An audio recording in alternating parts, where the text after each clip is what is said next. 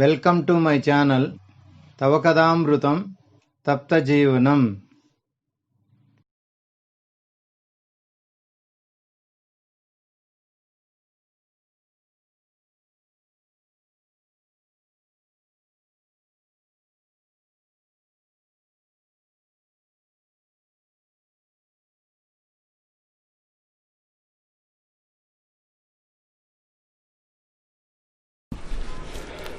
Today we are going to discuss about episode 5. That means right now 8 hours a day they work 1 hour, they increase 12 hours, they work half an hour, they are unscrupulous, they put 24 hours. Just like Srila Prabhupada says, we work 24 hours in Krishna consciousness. It does not matter.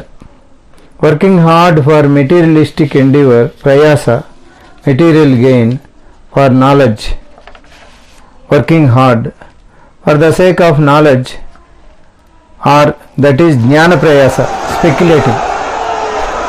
Some devotees feel nervous while they read certain chapters of Srimad Bhagavatam, which are very technical.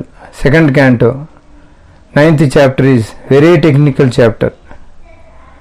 It blows your mind every time you read it. The reason is we are taking materialistic approach instead of bhakti. If you read in bhakti, don't have to really understand them, just accept them. But if you try to understand them by your intellect, is called prayasa. When you accept it without any preconceptions, prayasa is very little prayasa is required. Reason is that sometimes some devotees are putting off hair of some chapters of Srimad Bhagavatam, 10th canto, 7th chapter. The reason is that it can't understand by speculative means. You try to develop relationship with the devotees to that level. This prayasa should be given up.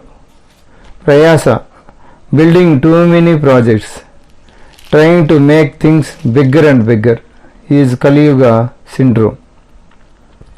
All these are prayasa. Keep things simple and small is very beautiful, gives more satisfaction. We will work closely. People who come is very satisfaction. Very people touch with depth of reach, but I touch breadth of reach. We get caught into moment. Everybody pushes you. Do more. You think that it is taking little bit of butter and spreading it on a huge loaf of bread. Nobody gets any benefit. But if you get a little butter and took a small slice, you will get a nice taste. Bread. Most spiritual moments, particularly in Kali Yuga, want the lot of people. They think that they are succeeded because they got lot of people. In fact, in our moment also, first we think how many people came. That's a first question. Then the second question is what prasadam. In this way we are endeavoring, but we are endeavoring in the wrong way. Prayasa, it is also achahara. We can't manage some people, but sincere people came. They all as sincere. They all think valuable. They took strong steps into Krishna consciousness. That is spreading Krishna consciousness. If you go into the numbers game, it is like taking a little bit of milk and increasing the milk go on. Indian milk walas or doodh walas. They first we get milk, next 50% milk, 50% water. As they go on, add more water. No milk. Our training program is like that. Srila Prabhupada trained his disciples. They all got solid milk, heavy. Some water was added when come to us. We are adding more water. There is no milk, just water, that's all. But a little bit of milk, color white, everybody wears tilaka, everybody wears dhoti and tilak. Krishna conscious. One Kantimala is also there. Krishna conscious. This is prayasa to small programs of all levels. We more effective. And then this prayasa, if you put the effort in the right direction, if you train people, one of the amongst them is a leader. That leader can train more persons. What is your vision for spreading them? Nectar of instruction, text 4, that is the vision. To try to make the group of people for strong trust and love to each other, and then with the help of them create further branching of that. Each and every place there is a deep love and trust. No one care for the forgiven. Each leader feels extremely responsibility. So many temples are being built them. How will we maintain them? Where are the devotees? Trained up devotees to maintain them. People are coming to the temple.